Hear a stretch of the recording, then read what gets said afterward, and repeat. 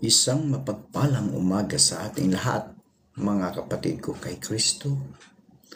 Mula sa The Solid Rock Morning Devotion, isang kagalakan na muli tayo ay makapagbubulay-bulay sa salita ng Panginoon sa umagang ito. Mga ilang minutong pagbubulay-bulay ng mga salita ng Panginoon upang papurihan, sambahin ang ating Panginoong Hesukristo. Ang ating pong pagbubulay-bulayan ngayong umaga ay matatagpuan sa Roma Kapitulo 12, talatang 1 hanggang 3. Ito po ang sinasabi. Kaya nga, mga kapatid, alang-alang sa masaganang habag ng Diyos sa atin, ako'y nakikiusap sa inyo na ialay ninyo ang iyong sarili bilang isang handog na buhay, banal at kalugod-lugod sa Diyos. Ito ang karapat-dapat na pagsamba ninyo sa Diyos. Huwag kayong makiayon sa takbo ng mundong ito. Sa halip, hayaan ninyong baguhin ng Diyos ang inyong pag-iisip upang maunawaan ninyo ang kanyang kalooban. Sa gayon, magagawa ninyo kung ano ang mabuti, kalugod-lugod at ganap na kalooban ng Diyos. Dahil sa kagandahang loob ng Diyos sa akin, sinasabi ko sa bawat isa sa inyo, huwag ninyong pahalagahan ang inyong sarili na higit sa nararapat. Sa halip, pakaisipin ninyong mabuti ang tunay ninyong katayuan ayon sa sukat ng pananampalataya ipinagkaloob ng Diyos sa bawat isa sa inyo. Pinagpala na po tayo sa pagkabasa at pagkarinig ng salita ng Panginoon. Tayo po ay manalangin. Ama naming Diyos na makapangyarihan sa lahat, kami po ay lumalapit at nagpakumbaba sa iyong harapan at humihingi ng kapatawaran sa aming mga kasalanan. Patawarin ninyo po kami, O Diyos, at bigyan niyo po kami ng karunungan upang makasunod sa iyong kalooban. At gabayan ninyo po kami sa lahat ng aming mga ginagawa. Aming itinataas sa inyo, mga Panginoon, ang aming mga kaibigan na nasa banig ng karamdaman. Patuloy mo po silang pagalingin. Abutin mo po sila, Panginoon, at ibalik ang kanilang lakas na nawala dahil sa mga karamdaman. Patuloy mo silang pagalingin, Panginoon, kung nasa bahay man sila o sa mga pagamutan. Panginoong Hesus, ikaw ang siyang patuloy na magpapagaling sa kanila. Ikaw ang Jehovah Rapha, O Diyos. Kaya the great healer na aming sinasamba. Panginoong Hesus, patuloy ko rin inilalapit sa inyo ang aming mga kapatid na nakahanap buhay sa mga lansangan, katulad ng mga drivers, enforcer, naglilinis ng kalsada, Panginoon. Lord, ingatan mo po sila, O Diyos. Ilayo mo po sila sa anumang mga kapahamakan, Panginoon. At tulungan mo sila na makamit nila ang tagumpay sa buhay. Pagpalain mo po ang bawat isa, O Diyos. Amin din inilalapit sa iyo, Panginoon, ang aming mga kaibigan na patuloy na naghahanda upang pumasok sa kanilang trabaho, Panginoon. Ingatan mo sila sa kanilang pagbabiyahe, O Diyos. Kung sila man ay nagdadrive, ikaw, Diyos, ang siyang manguna upang sila'y ligtas sa anumang kapahamakan, Panginoon. Amin din inilalapit sa iyo, O Diyos, ang mga kaibigan naming nagtatrabaho sa ibang bansa, ang mga OFW. Patuloy mo po silang ingatan, gabayan at proteksyonan sa kanilang mga trabaho doon. Malayo sila sa kanilang pamilya, Lord, pero malapit din dahil mayroon kaming Kristo sa aming mga puso na patuloy na nakipag-ugnayan sa bawat isa sa amin. Panginoong Hesus, dalangin ko rin, Diyos, ang aming bansa. Patuloy mo pong pagpalain ang bansang Pilipinas, bagamat may kaguluhan sa politika, Panginoon. Pero Lord, alam ko na hindi mo kami pababayaan. Pagpalain mo ang bansang Pilipinas, lalong-lalo na sa aming mga leader na nagbabangayan dahil alam mo na malapit na ang eleksyon, Panginoon. Lord, dalangin ko rin ang aming mga kaibigan na patuloy na naghahanap ng trabaho. Ito man ay lokal o abroad. Sila po'y pagpalain mo. Naway makasumpong sila ng magandang trabaho sa tulong ng banal na Espiritu Santo upang sila, O Diyos, ay magkaroon ng hanap buhay. Panginoong Hesus, dalangin ko rin ang aming mga kaibigang mangingisda. Patuloy mo po silang ingatan sa laot ng karagatan tulad ng pag-iingat mo sa iyong mga apostol na naroon sa laot nang ang malakas na hangin ay kanilang nararanasan at ito iyong pinahinto. Gayon din po, Panginoon, sa aming mga kaibigang magsasaka, yung mga nagtatanim ng palay, gulay, prutas at iba pa, na sila'y ingatan mo, Panginoon, sa kanilang pagsaka. Bigyan mo sila ng mga pangangailangan nila, Panginoon. Ikaw, Diyos, ang siyang patuloy na magpala sa kanilang pagsaka, Panginoon, upang marami po kaming makain, mabibili, o anuman, Panginoon, para sa aming kapagkainan. Lord, maraming salamat po sa mga katugunan sa aming mga panalangin sa pangalan ni Kristo na aming Diyos at tagapagligtas. Amen.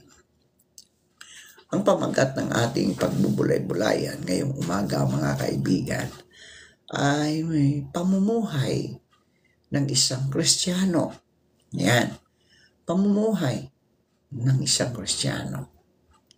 Sinabi ni Apostol Pablo sa Roma 12:1, kaya nga, mga kapatid, alang-alang sa mga saganang habag ng Diyos sa atin, ako'y nakikiusap na ialay ninyo ang inyong sarili bilang isang handog na buhay, banal at kalugod-lugod sa Diyos. Ito ang karapat-dapat na pagsamba natin sa Diyos, mga kaibigan. Ipinaalala ni Apostol Pablo sa mga mananampalataya sa Roma na ihandog ang kanilang sarili sa Diyos. Hindi bilang isang handog sa altar, kundi bilang isang buhay na handog. Ang pakahulugan ng diskusyonaryo sa salitang handog ay anumang bagay na itinalaga at ipinagkaloob sa Diyos bilang mga mananampalataya. Paano natin itatalaga at ihahandog ang ating mga sarili sa Diyos? Ayon sa Roma 12:1-2, ay isang malakas na tawag sa mga Kristiyano na mamuhay sa isang buhay na nakatuon sa Diyos. Ang pag-aalay ng ating mga sarili bilang isang buhay na handog at ang pagbabago ng ating mga isipan ay mga mahahalagang hakbang sa pagsunod sa kanyang kalooban. Sa ilalim ng lumang tipan, mga kaibigan, tinanggap ng Diyos ang mga handog na hayop. Ngunit ang mga ito ay anino lamang ng paghahandog ng kordero ng Diyos. Ang Panginoong Hesukristo, dahil sa kanyang ganap at minsan para sa lahat ng panahon, paghahandog doon sa krus, nawala na ng bisa ang mga paghahandog sa lumang tipan at hindi na kinakailangan pang ang mga ito. Para sa mga anak kay Kristo na mga kaibigan, sa pamamagitan ng pananampalataya ay naliligtas o nagliligtas. Ang tanging katanggap-tanggap na pagsamba ay ang kumplitong paghahandog ng ating sarili sa Diyos. Sa ilalim ng kontrol ng Diyos, mga kaibigan ko, ang hindi pa naluluwalhating katawan ng mananampalataya ay kailangang magpasakop sa Kanya bilang mga instrumento ng katuwiran. Ito ay nararapat lamang dahil sa paghahandog din naman ni Jesus ng Kanyang buhay para sa atin. Paano mailalarawan ang isang handog na buhay sa isang praktikal na pamamaraan? Tinutulungan tayo ng kasunod na talata sa Roma 12:2 upang maunawaan ito. Tayo ay mga buhay na handog para sa Diyos.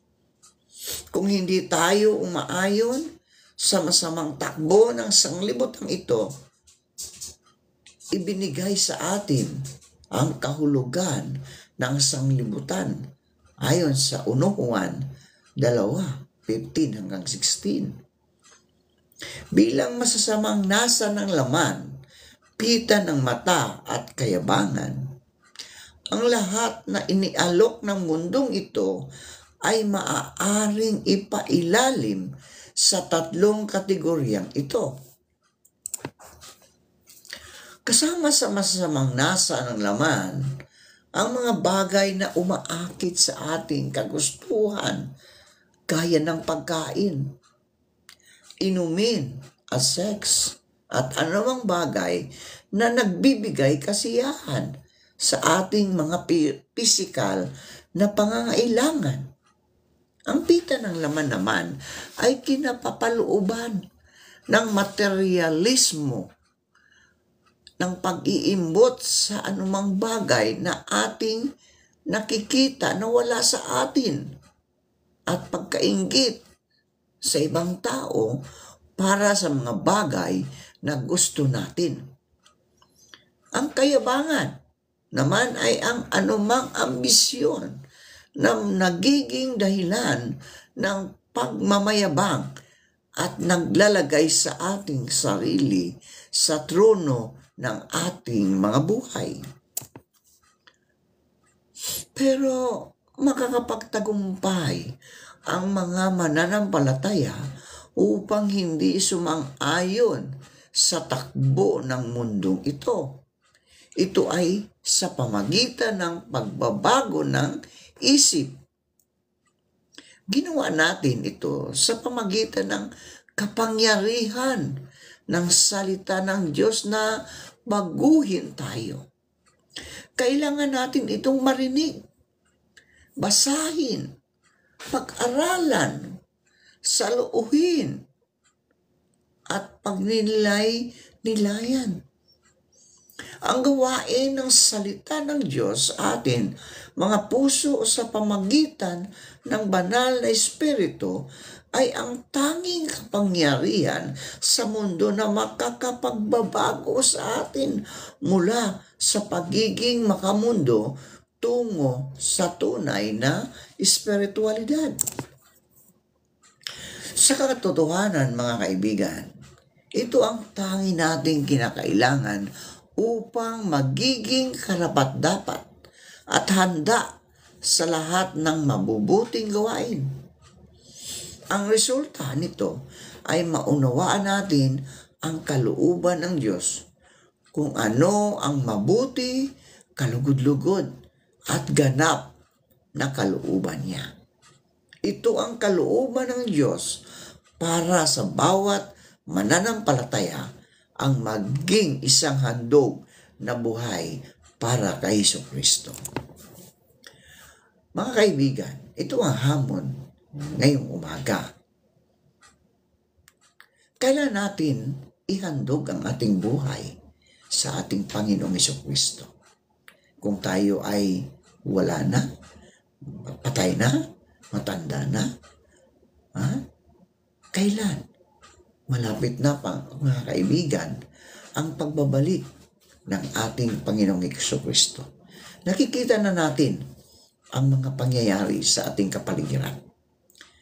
Mga kaibigan, tanggapin mo ang ating Panginoong Jesucristo bilang isang buhay na handog sa iyong buhay, bilang isang personal na iyong tagapagligtas at sumampalataya ka. Ito ay susunod na ang paghandog mo sa buhay mo. Iwanan mo na ang lahat ng bisyo mo. Bago ka, kaibigan, upang ikaw ay magkaroon ng buhay o buhay na walang hanggan doon sa langit. Kasi dito sa lupa, kaibigan, temporary lang po tayo dito. Tayo po ay mga immigrant sa lupang ito. Ang ating tunay na tahanan, ang langit, ang buhay na walang hanggan. Kaya kaibigan, ihandog mo ang sarili mong buhay sa Diyos. Paglingkuran mo ang ating Panginoong Jesucristo. Yun lamang, mga kaibigan. Tayo po ay manalangin. Ama naming Diyos na mga pangyarihan sa lahat, maraming pong salamat sa mga salitang aming napagbubulay-bulay ngayong umaga. Tulungan mo po kami, Panginoon, na mapagtagumpayan namin ang lahat na aming masasalubong sa aming buhay. Na maging kami, O Diyos, ay ihandog ang aming buhay na kalugod-lugod sa iyo, O Diyos. Para kami, Panginoon, ay magkaroon ng buhay na walang hanggan. Panginoong Hesus, dalangin ko na pagpalain mo ang lahat ng nakikinig sa iyong mga salita at isinasabuhay, Panginoon. Tulungan mo sila anuman ang kanilang mga ginagawa.